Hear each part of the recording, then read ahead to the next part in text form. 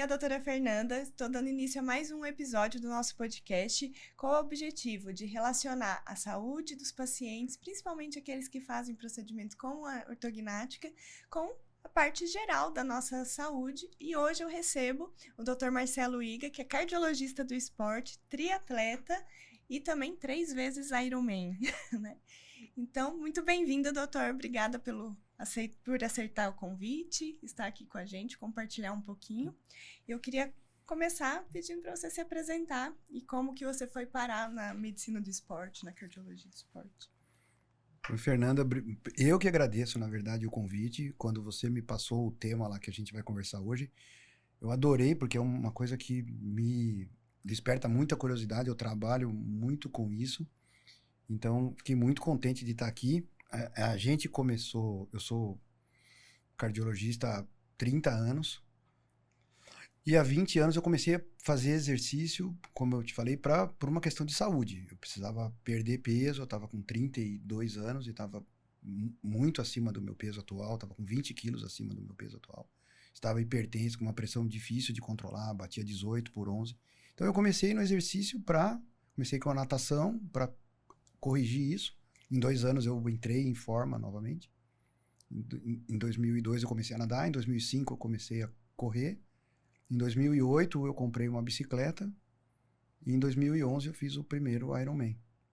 Então, tô te contando isso por quê? Para você ver como foi uma construção, né? Hoje, quando você coloca na linha do tempo, fica fácil de entender por que que a gente tem que ir devagarzinho montando essa coisa toda, né? Construindo. Então, eu não era atleta, né? Eu fui construindo esse atleta. E em 2014, quando eu fiz o segundo Ironman, aí já estava para nascer a minha segunda, e eu pensei, pô, eu vou fazer uma prova dessa e preciso voltar vivo, né?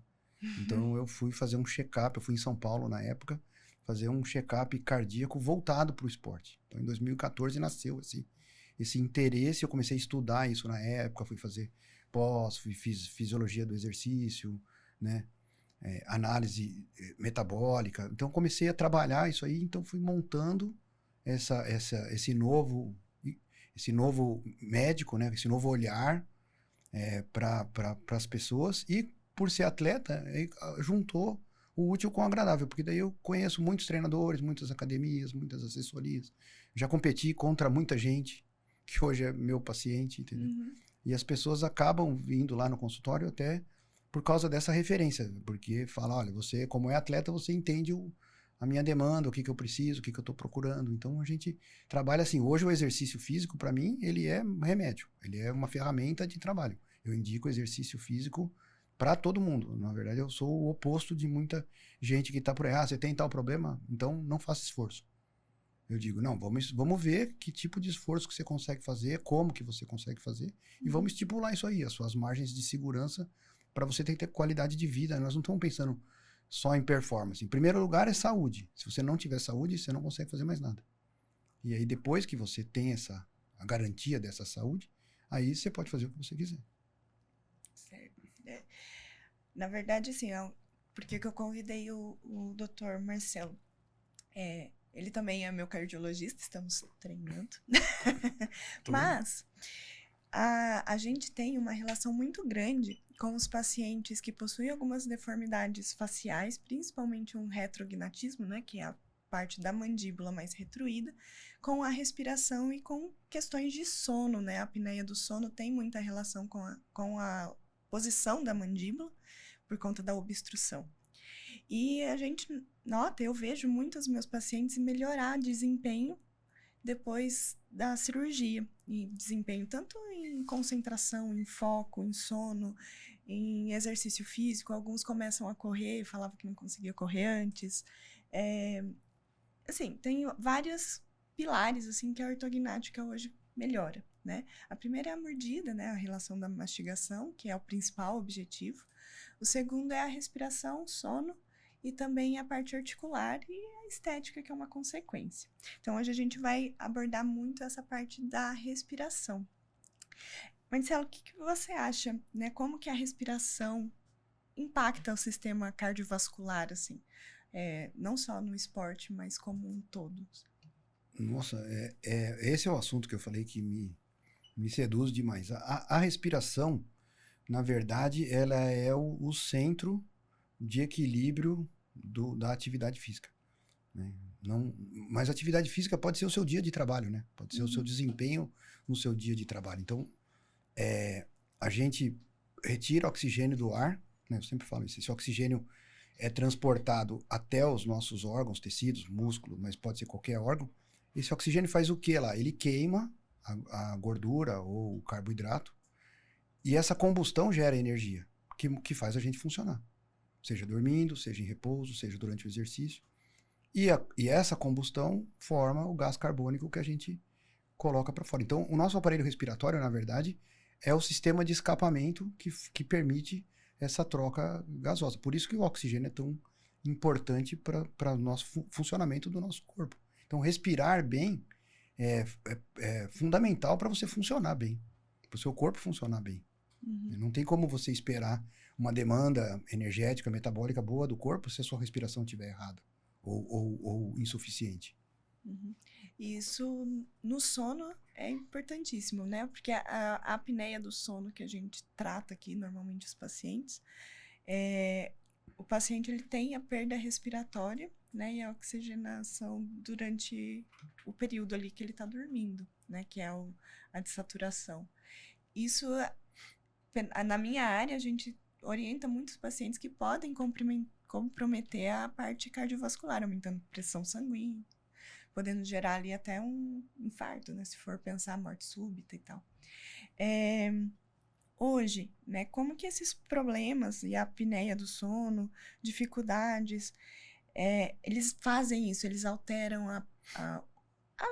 o coração, a parte cardíaca. Por que tem essa relação com a apneia e o sono e pode levar ali um paciente a ter realmente um infarto, alguma coisa nesse sentido? Até a gente poderia parar no primeiro capítulo ali, que é o sono. Antes de entrar na apneia, aí depois dá para entender. O sono, na verdade, é o processo que recupera todo o nosso corpo e prepara ele para o dia seguinte. Então, você vai na academia, treina, faz musculação, machuca aquela musculatura com exercício, né? Depois você se alimenta, usa lá seu suplemento, come e vai dormir. De noite é que isso tudo é reparado. Ocorre a ressíntese de proteína, o músculo fica mais forte, ele cicatriza mais forte e você avança na sua performance, né? Você reestoca glicogênio na musculatura, reorganiza seus hormônios. Então, um bom sono é fundamental para o seu corpo se preparar para o dia seguinte, né? Então, se você dorme mal, independente da apneia ou não, no dia seguinte você já tem uma performance comprometida. Quando você dorme pouco ou por algum problema você tem um sono ruim, pode ser uma preocupação, qualquer coisa, sei lá. No dia seguinte você já sabe que para acordar às 5 horas da manhã para ir treinar ou para ir trabalhar ou para levar filho na escola, já vai estar difícil aquele dia. Então você já acorda e fala, nossa, não dormi bem essa noite. Então isso nós nem estamos falando da apneia ainda. Agora a apneia é um problema muito sério porque, como você falou, como ela leva a uma obstrução de via respiratória e aí leva a uma baixa oxigenação, uma dessaturação, você não consegue, por conta dessa hipóxia transitória, que é uma falta de oxigenação momentânea ali, por causa da queda do oxigênio na respiração, você não consegue ter aquelas fases do sono executadas de forma adequada, né? Fase 1, fase 2, fase REM. Então, o que acontece com o seu sono? Ele fica superficializado, você tem vários micro despertares, né, por causa da apneia, e aí no dia seguinte você teve um sono de péssima qualidade. E às vezes você nem percebe, porque como é um micro despertar, você não fica acordado. Mas você acorda no dia seguinte, tem fadiga, tarará. Nem entramos nos mecanismos que isso, com certeza, depois a gente pode detalhar um pouquinho cada um dos mecanismos que sobrecarregam o coração, pioram, por exemplo, controle de pressão arterial, estabilização do diabetes. E aí todas essas coisas mal controladas acabam sobrecarregando o coração, gerando doença, que nem você falou. Então, predispondo, te colocando em risco de ter um evento maior, um AVC, um infarto, uma arritmia cardíaca. Então, o sono, e principalmente é fundamental que ele tenha qualidade. E a apneia hoje é o maior vilão, né, o que mais rouba a qualidade do sono. E a gente está vendo, pelo menos aqui, observando que cada vez está muito frequente os pacientes terem assim, obesidade, a parte de falta de controle ali também de alimentação saudável, de peso, que também aumenta muito a qualidade do sono e, consequentemente, pode gerar também uma obstrução da via aérea, né? A parte de obesidade. Mas essa parte, assim, de respiração bucal, o paciente que respira pela boca e obstruição nasal, além, né, dos problemas ali de otorrino e tal, isso também pode levar a alteração na pressão arterial, algum problema cardiovascular da respiração bucal? Sim, o respirador bucal crônico, né? Na verdade, ele muda a mecânica da respiração, ele acaba fazendo algumas adaptações de musculatura respiratória, de padrão respiratório. Então, isso repercute sobre o dia dessa pessoa. Então, essa alteração pode provocar, por exemplo, aumento da resistência dos vasos, né? Uma diminuição da elasticidade, da complacência, né? Dos vasos, das artérias. Essa resistência aumentada aumenta a pressão arterial. O coração bombeia contra essa pressão. Então, se você tem um regime de pressão arterial irregular durante o dia, esse coração fica mudando o tipo de ritmo de esforço que ele faz. E essa sobrecarga, diferente da sobrecarga que a gente impõe ao coração durante o exercício, que é benéfica, essa sobrecarga, ao longo de alguns anos, ela é maléfica para o coração. Então, só a respiração inadequada, e isso nós estamos falando de repouso, não estamos nem mencionando exercício. Porque nesse caso, por exemplo, na hora do exercício, a pessoa não consegue tolerar a progressão do exercício. Mesmo uma corridinha lá, vou fazer meu treino de corrida e tal, fica um esforço muito difícil. O padrão de respiração é muito, muito ruim, né? A gente até pode respirar pela boca, mas nós não fomos feitos para respirar pela boca, né? A gente foi feito para respirar pelo nariz. Então, usar a respiração bucal é um recurso que você pode ter no exercício. Mas no dia a dia, né, para dormir, né, a respiração bucal, ela é desfavorável, né? Não protege a via aérea, não protege a traqueia e os brônquios, e gera essa sobrecarga, estimula errado, vamos falar assim, o sistema nervoso autônomo, dá uma sobrecarga de sistema do simpático, e aí ele é o que gera o aumento da resistência vascular, e também ele está muito associado à liberação de adrenalina, por exemplo, que é uma substância vasoconstritora. Então, essa adrenalina, ela leva o coração a um aumento de frequência cardíaca, a um aumento de diminuição do tônus vagal. Então, todos esses mecanismos que você não consegue ter controle sobre ele, assim, ele não pode agir da forma natural, eles estão sendo sobrecarregados. Isso vai gerar uma sobrecarga no coração e uma repercussão que lá para frente vai cobrar uma fatura. E esses pacientes, assim, que falam normalmente que não conseguem fazer um exercício, a gente estava conversando agora há pouco, que normalmente pode ser por conta da respiração, né? Que fala que cansa muito fácil, que não consegue se recuperar, que não consegue, sei lá, correr por 5 minutos, que já o coração acelera muito. Tem relação também com a respiração, com não saber respirar direito. Sim, sim. A queixa que eu mais escuto lá no consultório é essa. Não estou tolerando fazer exercício. Não consigo começar a fazer exercício, ou eu estava fazendo e agora não estou conseguindo mais. A causa mais comum do iniciante, né, do esportista iniciante, é porque ele começa muito acelerado e realmente não domou ainda, né, o seu organismo, ainda não ensinou o seu coração, o seu sistema respiratório a trabalhar naquela cadência. Por isso que é legal começar devagar. Não sair já querendo bater recorde, meta e, né, conseguir pódio em prova e tal. Mas tirando a desadaptação do atleta iniciante, do esportista iniciante, são as causas respiratórias subclínicas, né? Desde as alérgicas, né? Riníticos, asmáticos e tal, que não sabe, né? Existe um broncoespasmo induzido por esforço, que também aparece. Mas tem as obstruções de vias aéreas, as fixas, né? Como você falou, adenoide e tal, e as dinâmicas, que são os respiradores bucais e tal. Então, isso gera muita intolerância e o que acontece? A pessoa não percebe. Ela não sabe que então, quando você avalia, e como eu falei, tem mecanismos de compensação. A pessoa hiperventila, usa mais musculatura torácica ou diafragmática, e aí tem muito dor do lado. Acaba por uma série de dificuldades, de coisas simples que às vezes passam batido, né? Porque Porque vai num cardiologista, pá, eu tô muito cansado para fazer exercício. Olha, não tem nada errado com o seu coração. Mas a queixa continua, a pessoa continua cansada para fazer exercício. E aí tem um leque de coisas, né? Vai ver como é que tá a parte hematológica, como que tá a parte de geração de energia. Tem muitas coisas que podem dar cansaço. Até os compromissos nossos do dia a dia, né? Nossas demandas, assim, tal. Mas eu diria assim, que a parte respiratória alta, né? Não relacionada a doenças pulmonares, responde por 30, 40% das intolerâncias a exercício de causa respiratória hoje em dia. É muita coisa. Não parece, mas é bastante coisa. Eu tenho muitos pacientes que falam que no primeiro dia, só, logo no hospital, assim, que faz a ortognática, a gente libera bastante a questão ali do septo, né? Melhora ali a cavidade nasal. Eles falam que tem overdose de oxigênio, que, sabe? Que eles não sabiam que eles não respiravam, porque o ar parecia que não entrava pelo nariz. E muitos realmente viram, assim, não atletas profissionais, mas acabam entrando para atividade física por não cansar tão fácil. E eu tive uma paciente recente, inclusive, que ela fez tratamento para TDAH, para foco. Ela tinha muita dificuldade de concentração em aula, né? Chegou a reprovar e tal, porque ela não conseguia se concentrar.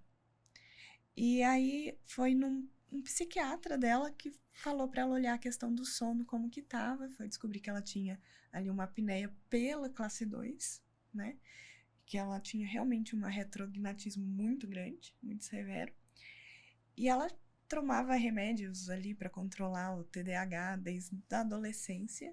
Nunca conseguiu controlar. Fez a ortognática e não toma mais nenhum remédio. E tá ok fazendo faculdade tranquilamente. Então, assim, a questão de foco, de disciplina, de cansaço também tem relação, né, com uma qualidade respiratória boa e também a saúde cardiovascular, assim, funcionando ok, né? Porque eu imagino, pelo menos o que eu vejo, que a oxigenação melhora também todo esse aspecto neural também, né? Na parte psicológica, assim, também. Sim, de memória, né, de disposição, né? E até esse aspecto, como você falou, é psicológico mesmo, porque você passa a acreditar que consegue fazer as coisas, né? Pô, não tô conseguindo fazer uma caminhada, não tô conseguindo ficar acordado na faculdade, né? Tem uma sonolência absurda à tarde no trabalho. Então, assim, a pessoa começa essa diminuição da produção começa a colocar aí, algumas vezes a pessoa em questionamento da capacidade dela. E é uma questão assim, eu falo isso, até você estava falando dessa paciente, eu estava lembrando assim, o quanto que esses casos assim de apneia obstrutiva, de pacientes respiradores bucais, né, desses pacientes que fazem apneia, quanto que eles às vezes chegam lá no consultório, por exemplo, com uma hipertensão difícil de controlar, uma arritmia paroxística, o diabetes, né, porque a hipoxemia crônica, né, as quedas de saturação provocadas pela apneia, ela gera um componente, essa falta de oxigenação tecidual gera uma resposta inflamatória do organismo como um todo. E a inflamação é a gênese de tudo. Você tem mais dificuldade de controlar o diabetes em pacientes que fazem vários episódios de apneia noturna, e aí tem dessaturação importante. Então, estudar esse componente da apneia é importante porque aí você pode corrigir isso e aí fica para você tratar só a hipertensão, só o diabetes mesmo, entendeu? Porque aí você chega e não é só uma questão de, minha pressão não está controlando, então aumenta remédio. A pressão não está. Então, vê lá, um paciente que tá medicado e estava controlado. De repente ele entra em contato comigo, marca lá, passa no consultório e fala, minha pressão está descontrolada. Mas está tomando o remédio certinho? Sim. Já estava tomando remédio, sei lá, 2, 3, 5 anos. E aí descontrolou. A primeira pergunta que eu faço, o que aconteceu de diferente? O que mudou? Se você não parou o remédio. Às vezes é assim, tá estressado, tá passando por algum problema, tal. Mas aí a segunda pergunta é, como está seu sono? Se não tá com algum fator de estresse externo, né, que a gente fala assim, você não tá com uma postura estressada reativa, você não está, isso por causa de algum problema, uma demanda de saúde na família, uma sobrecarga de trabalho, alguma coisa assim. Se não é algo que você já consegue identificar, a segunda pergunta é, como está seu sono? E aí a resposta é sempre, para não dizer 100%, porque absoluto é meio mentira, né? Tudo que é absoluto é mentira. Mas quase que invariavelmente a resposta é, piorou muito. E aí você tem que investigar por que piorou, né? Uhum. E aí entra isso que você estava falando. Às vezes, não tô conseguindo fazer exercício, andei muito estressado, aumentou meu peso. Minha mulher começou a falar que eu tô roncando, eu não roncava antes. E aí é o efeito ao contrário daqueles os bons hábitos, né? Então, o não exercício dos bons hábitos ou o exercício dos maus hábitos vão gerando essa roda ao contrário, né? E aí você só vai piorando. Quanto mais sedentário, mais você inflama, mais você tende a aumentar de peso, mais você diminui sua capacidade aeróbica, mais, entendeu? E aí vai piorando a coisa. E o problema está lá atrás, às vezes, numa respiração errada, como você falou, numa obstrução de via respiratória por um retrognatismo. Então, você tem que voltar lá no começo. Eu sempre brinco com os pacientes, eu falo assim, a gente vai ter que investigar isso. Aí eu nomeio o próprio paciente o investigador principal. E ele fala, então você vai investigar isso para mim. Uhum. Você vai ver que situação que acontece essa sonolência, que horas que você tem sono à tarde, como que você comeu, quantos dias da semana você acorda e acha que dormiu bem. Então você vai eu peço até para os pacientes, é engraçado, eu falo, escreve isso. Pega um bloquinho, faz igual um investigador de polícia. E vai anotando, vai descobrindo isso, para você poder triar e encaminhar para quem pode resolver esse problema, entendeu? Então tira a raiz disso, e aí você volta, desenrola esse negócio, e aí fica mais fácil para controlar a pressão desse paciente de novo. Você estava me falando que você indica exercício físico para todo mundo, independente do paciente já ter um diagnóstico, alguma coisa, alguma doença, alguma coisa. E assim, como que é isso? Por que os pacientes, alguns falam que eu não posso porque eu tenho, sei lá, arritmia, alguma coisa assim, e não posso fazer exercício? Mas por que você indica? E quais tipos de exercício? Tem que acelerar ali o coração um pouquinho? Como que funciona? A gente, na faculdade, a gente é formatado, você sabe, é formatado para identificar a doença e tratar a doença. Sim. E como a gente formou numa época que os recursos que a gente dispõe hoje não eram acessíveis a todo mundo. Hoje é muito mais fácil você fazer um check-up, você fazer uma avaliação, né, odontológica mais detalhada. Então, assim, hoje você tem mais acesso, mas naquela época, então, na dúvida, pro réu. Então, tira o cara então, você teve uma doença cardíaca, então vamos descansar seu coração. Então, para de fazer exercício. Então, até assim, é muito engraçado, mas eu pego muito paciente com insuficiência cardíaca, com limitação, né, com piora de qualidade de vida, com limitação funcional por causa da doença cardíaca, e tem tipo coração fraco mesmo. E aí você dá remédio, né, medica, tal, acompanha, e esse paciente volta no consultório e fala, eu continuo cansado. Continuo muito cansado. Cansado para quê? Eu não consigo pôr roupa no varal. Eu tenho que, para pôr uma roupa no varal, eu tenho que parar 3 vezes. Aí você olha as medicações, olha os exames, aquela função ventricular, aquele coração, ele não tá bom, mas ele tá estável. Pô, faz 2 anos que ele tá daquele jeito. E esse cansaço? E de uns anos para cá eu comecei a pensar. Todo mundo falou para essa pessoa não fazer exercício. Então ela tá tão descondicionada quanto qualquer outro sedentário. Então esse cansaço às vezes não é cardíaco, porque os remédios dela estão bons, ela está super controlada. Então essa pessoa tem outro componente que está dando esse cansaço. E comecei a reabilitar esse pessoal.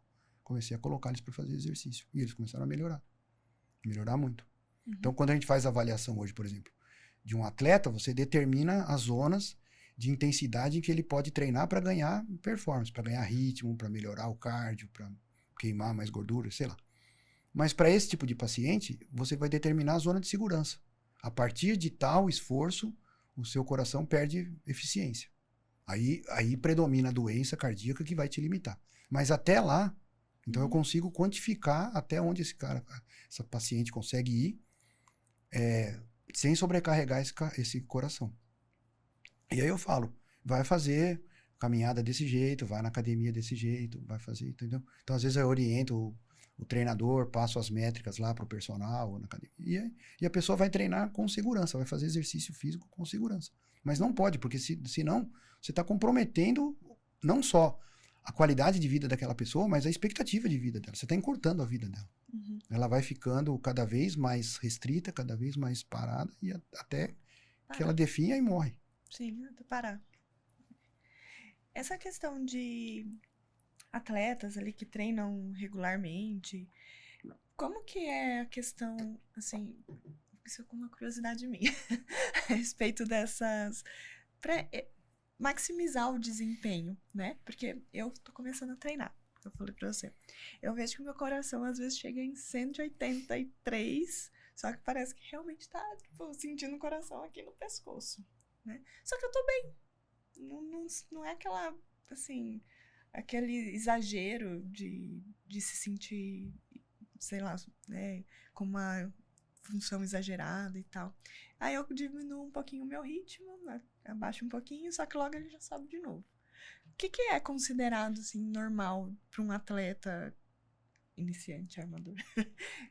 A questão ali de frequência cardíaca, o que é? Porque, assim, eu vejo muitos treinadores ou médicos falando, você vai fazer um cardio, mas um cardio leve, sua frequência não pode passar de 120. Aí você vai correr um pouquinho, a frequência já sobe horrores, né? Como que a gente sabe o que é um saudável pro aceleramento? Vamos supor que um paciente não tenha um acompanhamento, ele vai numa academia com o professor da academia, sem um personal, sem nada. Né? O que ele é considerável saudável, o que é perigoso, por exemplo? Então, na verdade, o considerável... O que é considerado saudável, né? Eu sempre falo assim, você vai iniciar um programa de exercício físico, qualquer que seja, musculação, beach tênis, corrida, tal. É como comprar um carro, né? Você compra zero, ele tem garantia. Tudo que der errado, a fábrica responde. Mas como a gente já não é 0 km, vamos falar assim, então é como se a gente fosse um carro usado, no bom sentido.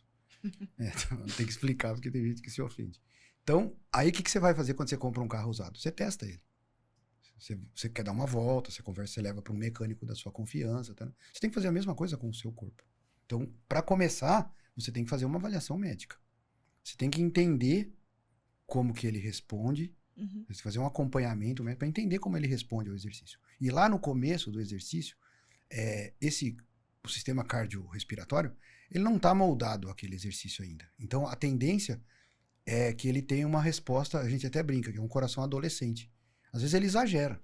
Ele acelera muito rápido, tem horas que você exige dele, ele não acelera, ele quer ficar no sofá, vendo vídeo, brincando no YouTube. Então, ele não tem essa disciplina de treinamento. Então, o que eu falo para esportistas iniciantes, corredores iniciantes, converso muito com treinadores. Esquece o relógio, esquece a frequência cardíaca. Mas eu vou correr e tal. Falam, cobre o relógio. Mas que parâmetro que eu uso? Então, o iniciante usa o pace, né, o ritmo. Então eu vou correr 3 km em 20 minutos. Então pronto, é o ritmo que você vai correr. 1 quilômetro cada 6 minutos e pouco lá. Enfim, tem um pace, um ritmo. E a segunda é a percepção de esforço. É isso que você acabou de falar. É como você está se sentindo naquele treino. A percepção de esforço é muito subjetiva.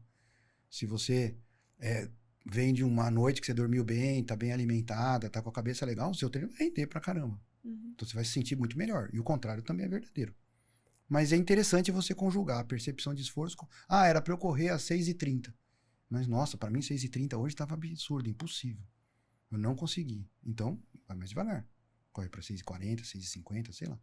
Mas não, hoje eu tô podendo, hoje eu tô arrebentando. 6h30 ficou fácil. E aí você corre e gostou de ter feito 6h30, porque sobrou, Fernanda. Entendeu? Então, a percepção de esforço, ela te ajuda a calcular o ritmo. Por que a frequência não? Porque seu coração não está domado ainda. Ele não acostumou com isso. Depois de um certo tempo, ele vai oscilar cada vez menos. E você vai tender a sair cada vez menos rápido. Então, chegar lá e limitar a frequência cardíaca num patamar, igual você falou assim, de 120 para alguém da sua idade, certeza que você está subtreinando. Então, qual é a tua melhora de performance que você vai ter? Nenhuma. Você vai ficar ali treinando e a sua percepção de esforço não estou saindo do lugar. Eu estou do mesmo jeito. Tal. Então, em termos de melhora física, nós não estamos falando assim de ganhar prova, de melhorar a marca. É só, até para condicionamento cardiovascular, tem uma zona certa para você treinar. Para você melhorar seu cardio, você tem que estar numa zona que é acima da tua zona de aquecimento, um pouquinho acima da tua zona de aquecimento. Então, se você ficar só girando ali lá embaixo, você não vai fazer absolutamente nenhum benefício pro seu organismo. Entendi. Certo. E assim, quais são os sinais, primeiro, que o paciente pode notar que ele não respira bem? O que ele normalmente te entrega, que você suspeita que a respiração ou a qualidade, assim, do sono tá prejudicial? O você nota, assim, que é um gatilho, assim, que fala, vamos investigar o sono desse cara?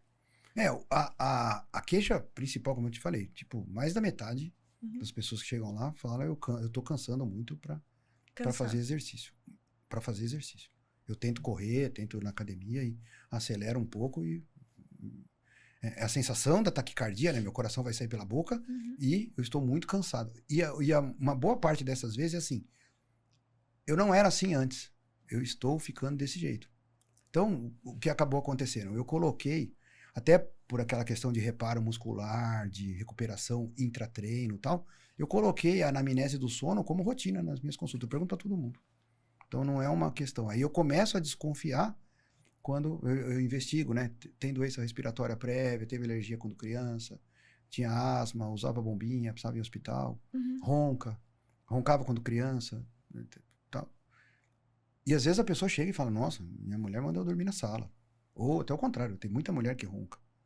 Né? Não é uma questão, sim, predominantemente masculina. Tem muita... hoje já tem maridos que chegam lá no consultório e falam, nossa, minha mulher ronca demais. Né? E não é uma questão simplesmente ligada à obesidade. Tem muitas mulheres, assim, ativas fisicamente, né, com fisionomia, assim, com composição corporal bem harmônica e que roncam.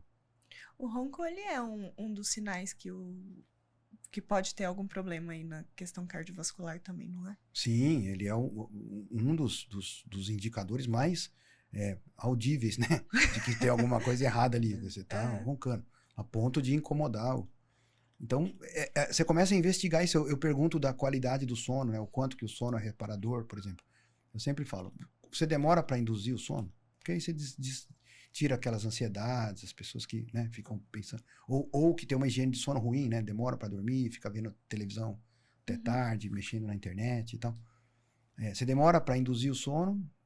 Como que é a condução do seu sono? Assim, quantos despertares você percebe que tem? Né? Ah, acordou porque o cachorro latiu, o nenê chorou tal. Isso aí não é despertar. Despertar é espontâneo. Quantas vezes você acorda e você tem se você tem essa percepção, porque uma das coisas da apneia são micro despertares. Às vezes a pessoa não percebe que acorda durante a noite. E acorda e volta a dormir, acorda e volta a dormir. Só que não aprofunda o sono, né? Então não repara. Fica fragmentado. E fica aquele sono ruim. E no dia seguinte eu falo. E aí quando você acorda, a terceira pergunta que eu faço, qual que é a sensação de reparação desse sono que você teve? Tipo, em uma semana, quantas vezes você acordou bem? Normalmente, uma pessoa adulta, normal, conectada com a vida, tem umas 2, 3 noites de sono ruim na semana. Não é aquele, eu falo, quem dorme toda noite bem tem 14 anos, 13 anos. Depois disso, não consegue mais. Por causa, tem boleto, tem um monte de preocupação que não te deixa dormir mais. Então, você dormir bem 4, 5 noites por semana, é perfeito, é o mundo dos sonhos. E aí é aquela sensação de que sobra energia para você tocar o dia seguinte. Então, nesse caso, já bota do lado, respira bem. E na hora da avaliação lá, como a gente faz o teste de exercício, eu vejo como a pessoa respira ativamente. Então, tem o perfil de ventilação, nossa fluxo-volume, e como que ela respira durante o exercício. Então, a gente consegue ver, como eu te falei, broncoespasmo induzido por esforço, hiperventilação ansiogênica. Tem muito atleta lá que se cobra muito, ele chega, ele hiperventila, né? Ele já chega e é ansiogênico, é daqui para cima, não tem problema daqui para baixo. Então você consegue ir clareando, mas assim, a gente percebe as nuances. Muitas vezes tem que ver o paciente mais de uma vez para ir percebendo isso. E o diagnóstico, até então, que tratamento que teve, assim, de intervenção ou de medicamento, de nada? Nenhum. Eu estou conhecendo o caso, desvendando o que está acontecendo ali, para propor alguma alternativa, nem que seja, vai fazer uma avaliação do seu sono, vai fazer uma avaliação, vai fazer uma polissonografia, vai fazer uma avaliação da sua respiração alta. Então, e aí direciona para o profissional que vai resolver isso. Que nem você, por exemplo. Hoje, a sua consulta, você faz aquele teste ergométrico? Não. Ergospirométrico, cardiopulmonar. Isso, em todos os pacientes? Sim, praticamente todos. isso foi uma rotina que mudou conforme você foi trabalhando mais com esporte. Sim, sim. Né? E ele cabe para doentes cardíacos, iniciantes, esportistas. Porque, na verdade, assim, o desempenho físico você vai usar para qualquer coisa na vida, né? Sim. Não é uma questão só de performance. Primeiro, é uma questão de saúde. Uhum. Né? O VO2 lá que o pessoal fala, que é exatamente aquela equação que a gente falou no começo. É a capacidade de você pegar oxigênio da atmosfera, entregar no tecido que está sendo usado, esse oxigênio gerar energia e voltar para a atmosfera na forma de gás carbônico, de CO2. Então, quanto mais eficiente você é nessa geração de energia, mais o seu corpo enfrenta bem a demanda que está sendo exigida dele. Então, pode ser porque você está correndo 10 quilômetros, mas pode ser porque você está tentando combater uma pneumonia. Porque você está querendo recuperar de uma cirurgia. Você fez lá uma cirurgia, né, na boca, na mandíbula do paciente, ele precisa cicatrizar aquilo, ele precisa desinflamar aquilo. Então, por que você opera pacientes que, sei lá, depois de 2, 3 dias já estão ótimos, pouca dor, pouca inflamação, pouco inchaço, e tem pacientes que se arrastam por 10, 15 dias. Essa capacidade de recuperação tem a ver com a capacidade daquela pessoa gerar energia. Porque para reparar aquele tecido, a demanda metabólica local está alta. Ele está inflamado. Então você precisa ter entrega de energia para aquela recuperação. Então, um bom condicionamento físico te ajuda a enfrentar melhor nos perrengues que a vida vai te impor. E isso você obtém como? Não tem remédio para isso. Tem exercício físico. É verdade, a gente vê bastante, eu noto bastante uma melhora muito mais rápida em pacientes ativos do que em pacientes sedentários, mas muito mais rápido. Né? Em questão até edemaciam menos.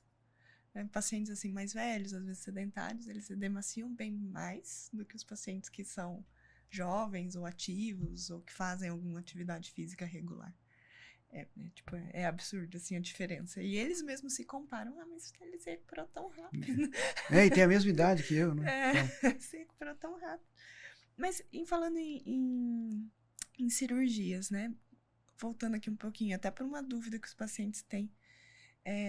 Todo paciente precisa fazer um risco cirúrgico antes de qualquer cirurgia, certo? O que é baseado, o que é o risco cirúrgico? É só para anestesia?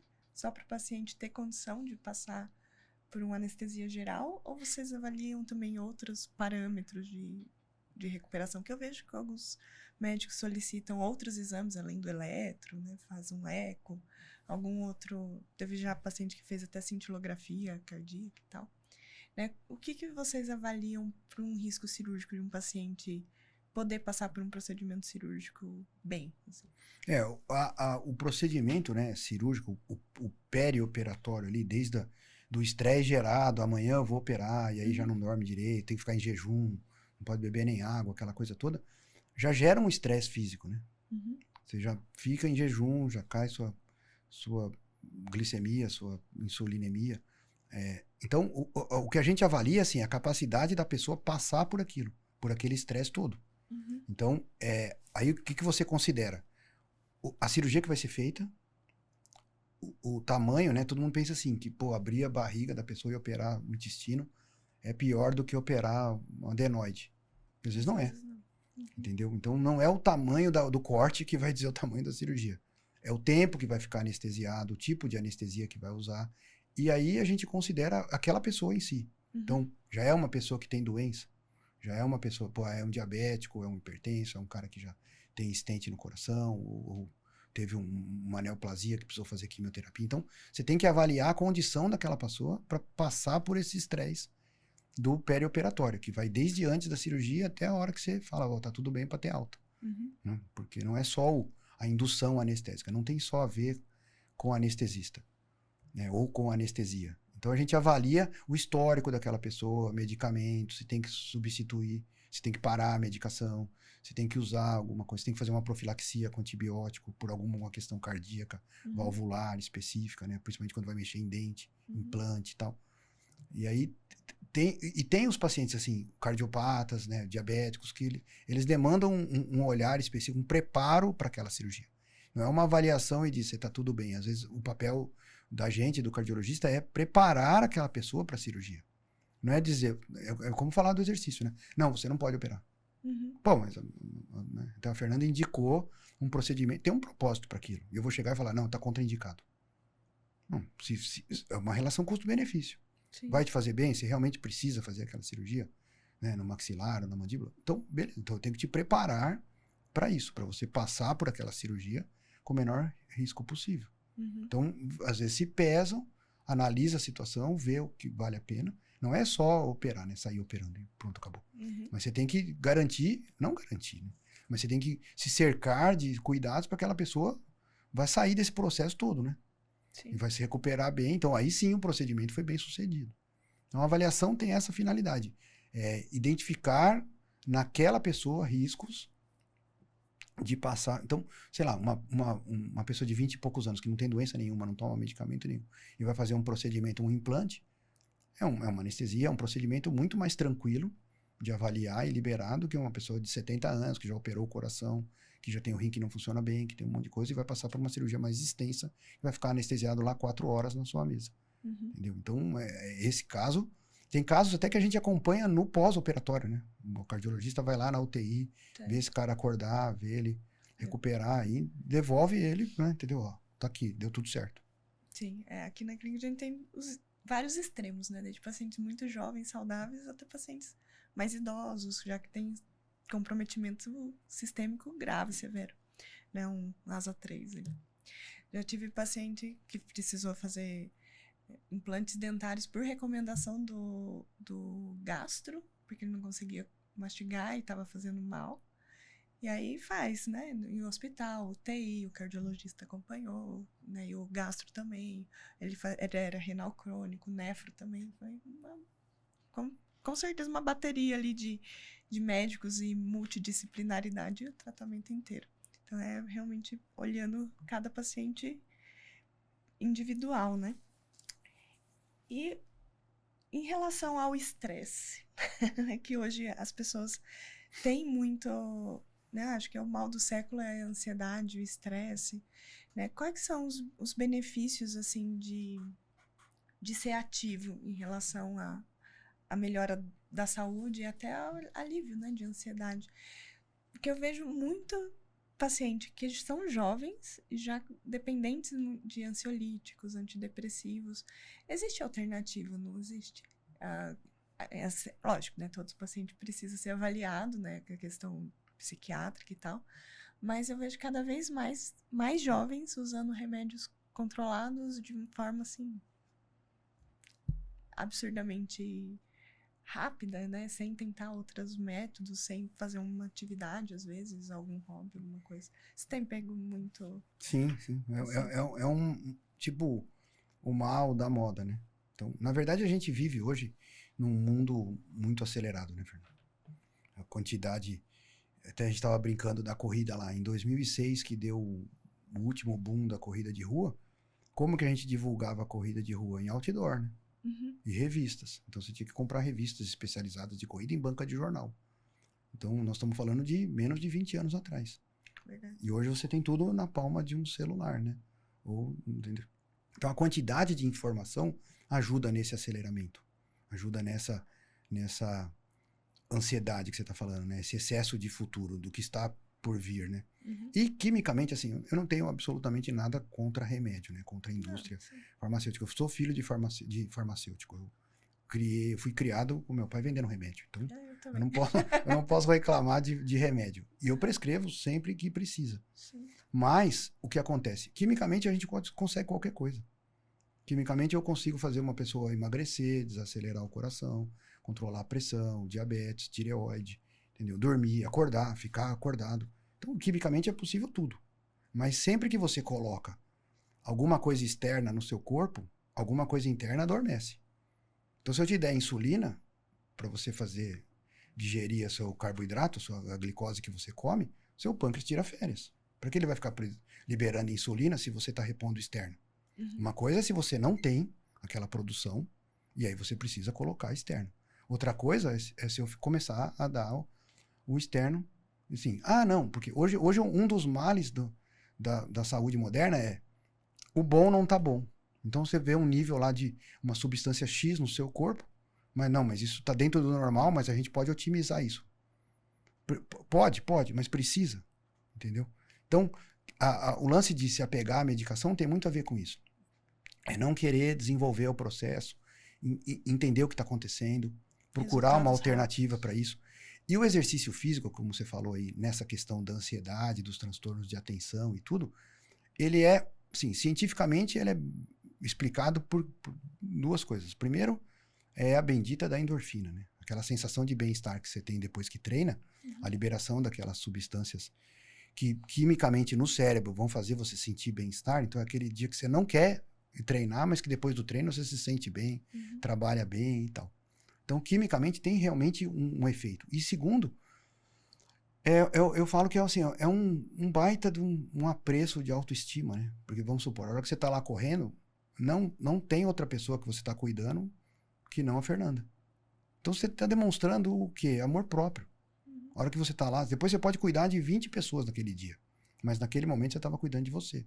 Então, quando você se coloca em primeiro lugar, naquele momento, se você cuidar bem de você, você se sente bem para cuidar de outras pessoas. Então, essa demonstração de autoestima, isso tem a ver com, por exemplo, a comer bem, não, eu preciso disciplinar melhor meu sono. Você está mostrando assim, tipo, eu me amo. Então, nessa hora, você está cuidando de você. Então, para nós que somos cuidadores, né, nós que cuidamos de outras pessoas, é até assim, falso, né? Meio hipócrita você cuidar tão bem de outras pessoas e não cuidar nada de você. Então, pô, por que você fala uma coisa se você não faz? Igual dentista que fuma. Então, essa questão da ansiedade, do negócio, o exercício físico, ele é um automodulador, né?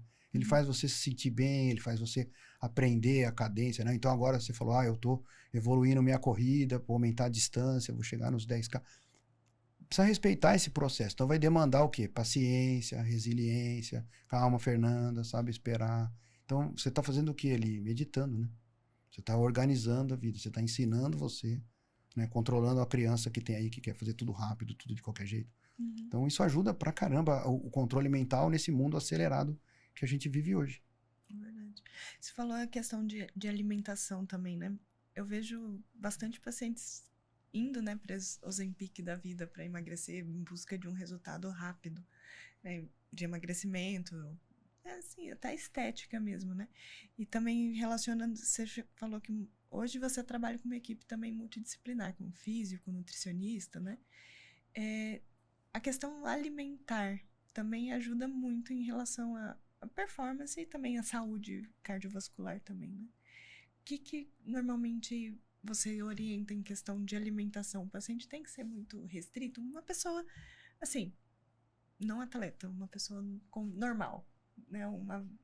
Ativo, mas não precisa ser atleta, digamos. O que você orienta, né? A questão de emagrecimento e saúde alimentar? Bom, primeira coisa que eu falo é assim, comer é muito bom, né? Comer é um negócio muito gostoso, assim, e remonta a prazeres da primeira infância, né? Então, a gente encontra a família, senta em volta da mesa, né? Você não vai, né? Ninguém faz uma reunião de família no elevador, né? Numa sauna. Vamos fazer uma reunião de família, vai todo mundo pra beira da piscina. Vai em volta da mesa. Então, comer realmente é bom. Com relação à restrição da dieta, tirando casos assim de doença, né, que a gente tem que restringir algum determinado alimento, eu sempre falo do movimento pendular, que serve para tudo na vida. Um pêndulo, se você puxar ele muito para um extremo, a hora que você soltar, ele vai para o outro lado. Então é o famoso chutar o balde. Tudo que você faz de forma muito intensa, você faz por pouco tempo. Então, se você fizer uma dieta muito restrita, você aguenta pouco tempo. E aí depois você vai querer se premiar. Então, eu consegui ficar sem comer chocolate um mês. Aí você come um chocotone no sábado. E aí pronto, entendeu? Então, o meu prêmio por ter ficado um mês sem comer chocolate é comer um chocotone inteiro. Então, entendeu? É um movimento pendular. Então, se você movimenta pouco esse pêndulo, ele oscila pouco. E você está mais perto da média. O meio do caminho é o melhor lugar para ficar. Então, e você é condutor dessa situação. Eu sempre falo isso para o paciente. Você é corresponsável pela sua saúde. Não sou eu que vou resolver teus problemas. É você. Eu vou te mostrar o caminho. Minha autoridade, minha expertise, meu conhecimento vai te mostrar o caminho. Você que vai fazer. Então, com relação à dieta, você tem que ser flex, né? Ao mesmo tempo que tem pessoas que pensam que não podem, que devem restringir, tem pessoas que a gente tem que estimular. Porque tem pessoas com baixa disponibilidade energética. Comem muito pouco, têm dificuldade de ganhar peso. Então, uma das coisas que eu coloquei lá no consultório é a análise que eu faço em todas as consultas, é a análise de composição corporal. Porque a pessoa chega lá e fala, eu quero emagrecer 5 quilos para correr melhor. Aí eu mostro para aquela pessoa que ela tem uma composição de peso, de músculo, de gordura, de taxa metabólica, que já está, assim, bem centradinha. Você está completamente alinhado. Então, sim, tá bom, você pode até perder 4 quilos, mas você vai desalinhar isso aqui. Você vai perder músculo junto, que é um negócio que você demorou para construir. Que você ficou malhando lá na academia muitos anos para construir. Agora você vai perder 3 quilos de músculo assim só porque você quer ficar mais leve. Entendeu? E aí, de repente, perde aquele fortalecimento muscular que te dá estabilidade na corrida. Então, a alimentação, eu brinco principalmente com o atleta. Avião não voa sem gasolina. Então, como que você quer performar em jejum? Assim, não comer nunca, né? Você vai virar um faquir? Então, a ideia é o equilíbrio, né? Buscar. E assim, é individualizado, né? É muito personalizado. É tipo uma roupa de alfaiate.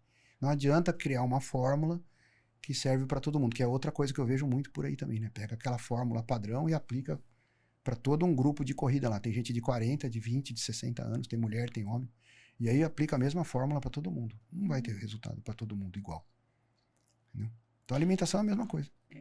Outra curiosidade também, aproveitando, não é todo dia que a gente fala com Iron Man. Quando você está em preparo para essas provas, endurance, né, que é muito pesado, né? Eu vejo, eu noto, eu sigo alguns atletas que eles emagrecem demais. Assim, emagrecem, fica uma estrutura só a parte de definição muscular mesmo, não ganha massa, assim, em questão de volume, né? Isso tem um porquê disso acontecer, dos atletas, principalmente de endurance, ficar muito mais sequinhos, assim, e diferente, por exemplo, de um paciente que faz fisiculturismo, né, que incha. Sim, propostas diferentes. Mas o endurance, por definição, ele é qualquer atividade física que você faça por mais de 1h30, 2 horas. Então pode ser corrida, ciclismo, né? Teoricamente, assim, se, por exemplo, você jogar 2 horas de tênis direto, é endurance, né? Então, qualquer atividade que você faça continuadamente, por um bom período. E o que acontece, por exemplo, numa prova que nem uma maratona, um Ironman? Você tem que ter volume de treino, né? Tem que ter muitas horas de treino. Então, você vai gerando com aquele acúmulo de volume de treino um gasto energético muito alto. Então, nessas horas, assim, você tem que ter um acompanhamento nutricional, você tem que corrigir sua alimentação, você tem que repor o que você está gastando, porque cada semana mais perto da prova você está aumentando esse volume. Então aí você precisa repor isso de forma compatível. Mas independente, aí você começa a suplementar, porque tudo que você está comendo às vezes não dá conta de repor. Então, na verdade, o que a galera chama de suplemento, eu chamo de complemento. Né? Então é o que tem que vir depois, onde a alimentação não chega. E aí nessa hora da grande demanda, a suplementação entra bem legal. E aí chega uma hora que simplesmente pelo volume de treino é isso, você vai gastar mais do que consegue repor. E aí acontece esse afinamento mesmo, né? Então às vezes o cara chega para mim e fala, vou fazer um Ironman no fim de maio. Mas seria legal eu estar com uns 3 quilos a menos. Eu falo, então só continua fazendo o que você está fazendo. Vai chegar lá, em maio você vai estar com 3 quilos a menos. Só pelo volume de treino eu já consigo ver que você vai secar o que você está querendo. Você vai chegar na prova do jeito que você quer. Você não precisa ter esse peso agora. Você não vai fazer a prova domingo. Para que você quer estar pronto agora para fazer uma coisa que só vai acontecer no final de maio? Então espera que vai chegar lá. Eu te garanto que você vai chegar lá desse jeito. Você tem que estar pronto no último final de semana de maio, não agora, no carnaval. Então ele vai esperar esse processo e aí automaticamente vai afinando, vai entrando no shape, né, que o pessoal fala, sozinho. Claro, tem a questão genética, tem pessoas que têm mais facilidade, menos facilidade. Tem os perfis morfológicos.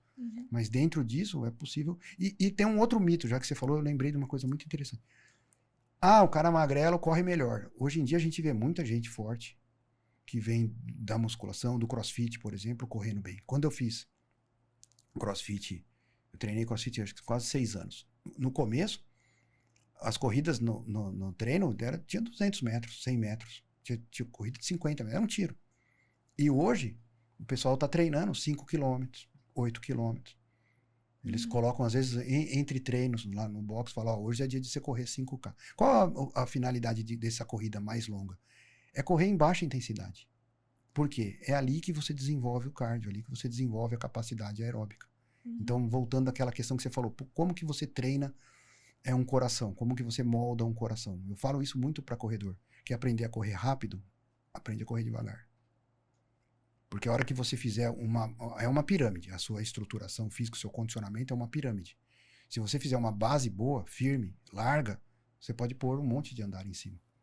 Essa pirâmide vai ficar grandona. Se você fizer uma base ruim, instável, pequenininha, essa pirâmide não vai ter muita altura. Ela não vai ficar estável, ela não vai ficar constante. Então você vai machucar, vai ter lesão muscular, vai ter queda de performance, e aí não vai entender o que está acontecendo. Então é difícil correr devagar. É difícil correr devagar, mas a zona de cardio que a gente mostra lá na avaliação está realmente embaixo. É o que a gente chama de zona 2. Então, é ali que está o benefício. É ali que o corredor iniciante se estrutura e depois, a hora que o corpo dele todo entendeu como é que funciona o jogo, a hora que ele acelerar isso, ele já está preparado. A musculatura dele está preparada, o coração dele está preparado, a respiração dele está preparada. E aí, simplesmente, fica uma coisa... Não perde o prazer, né? De quando você começou a correr, continua sendo gostoso, entendeu? Muito legal. Bom, acho que minhas perguntas foram. Bom, Marcelo, quiser falar alguma coisa aí para nossos ouvintes a respeito da saúde cardiovascular, qual a importância também de fazer uma prevenção, check-up anual, semestral, né? E como te encontrar, fica à vontade pra gente estar encerrando aqui. A gente tem contato no meu próprio Instagram, tem o contato lá do consultório, tem o telefone para marcar lá com a minha equipe. O Instagram é o meu nome mesmo, dr.marceloirga. E é um prazer avaliar, porque a gente sempre faz avaliação. O check-up, na verdade, ele é uma avaliação de saúde geral. Né? Como eu falei, primeiro a saúde e depois a performance. Então a gente avalia e já explica, contextualiza, coloca para a pessoa a importância de fazer exercício, de fazer uma boa alimentação. Ah, não, mas eu não quero competir. Não é relevante isso. Não é relevante, assim, a questão da colocação ou do prêmio. É o objetivo. Às vezes o objetivo eu tenho pacientes, por exemplo, que estavam na fila da cirurgia bariátrica, estava aguardando o desenrolar do processo, e aí foi ajustando, começou a treinar, começou a fazer dieta, começou a fazer psicoterapia, que é uma coisa que a gente nem falou, mas é muito importante às vezes. E enquanto o cara estava esperando, em um ano ele perdeu 19 quilos. Aí ele falou, eu adiei a cirurgia porque de repente eu percebi que eu perdi 20 quilos em um mês, em um ano, né? Um ano. Aí eu falei, mas o que você quer? Ele falou, eu quero organizar isso mais um ano. E no final de 2 anos ele tinha perdido 30 quilos. Aí ele falou, posso não operar? Eu falei, pô, tem o meu apoio. Você saiu, aquela pessoa não existe mais. Entendeu? Essa parte de psicoterapia você acaba orientando também bastante. Às vezes eu preciso dar esse apoio, né? No sentido de conversar, de se conhecer, né? Às vezes precisa medicação, né? Como você falou, o Ozempic lá tal, são estímulos, né? São ferramentas de curta duração, né? Chega a gente lá no consultório usando o Ozempic há 2 anos. Eu falo, entendeu? Qual o sentido disso? Então, tem algum, né? Tem algum motivo? Tem que ter uma estruturação científica nisso. Não pode ser só porque alguém quer. Só porque alguém quer. Então, a questão é assim, hoje em dia, com as mídias, é muito complicado, né? Eu passo, às vezes, você também, metade da consulta desmistificando coisa, corrigindo coisa e tal. Mas, assim, para encerrar, falando da questão da importância do perfil do sono, principalmente o quanto que é grave a apneia obstrutiva, né? Os períodos de apneia e a hipoxemia, porque essas quedas de oxigenação inflamam o corpo, aumentam a resistência vascular, descompensam doenças que a pessoa tem e aí não sabe por que tá ruim. Então, sim, são situações contornáveis, são situações que têm tratamento, que têm correção. Então, é uma questão assim que você pode ficar atento, né? E muitas vezes, como eu falei, o paciente deixa para você ser a responsável por descobrir isso. Você é a via final, né? A pessoa tem que trazer uma demanda para você, mas é o que eu falei para o paciente. Ele é o investigador principal, ele tem que perceber. Claro, ele precisa de ajuda, né? Porque nós que somos os profissionais que temos uma formação para aquilo. Então eles vão procurar a ajuda da gente, mas eles precisam se olhar, se procurar, ver o que está acontecendo, e questionar, né, ter dúvida, procurar. Muitas vezes não acertam, tem muitos pacientes que passam lá em mim, eu sou a terceira opinião, entendeu? Mas está tentando, então esse esforço deve ser acolhido, essa coisa deve ser abraçada e estimular a pessoa a buscar. Ela está buscando, você não pode desestimular e falar, não, teu caso não tem jeito, né? Para de fazer exercício, né? Bota lá usa lá uma prótese, um negócio assim, não precisa operar, não precisa mexer. Tem casos e casos, o tratamento é individualizado, com o olhar que você dá para os seus pacientes, entendeu? De olhar cada caso, de analisar, de conversar, de pôr a mão, né? Com certeza, tem que fazer tudo humanizado, né, e olhando 100% os pacientes. Bom, então encerramos aqui mais um episódio, né, e logo estaremos com mais uma gravação, né. Muito obrigada, Marcelo, pela disponibilidade, né, e essa conversa, ficou muito legal, muito fantástico o assunto, eu gosto muito. Obrigado, eu também, eu ficaria aqui falando a manhã inteira, nossa. Então tá joia. Tchau, pessoal, até o próximo episódio.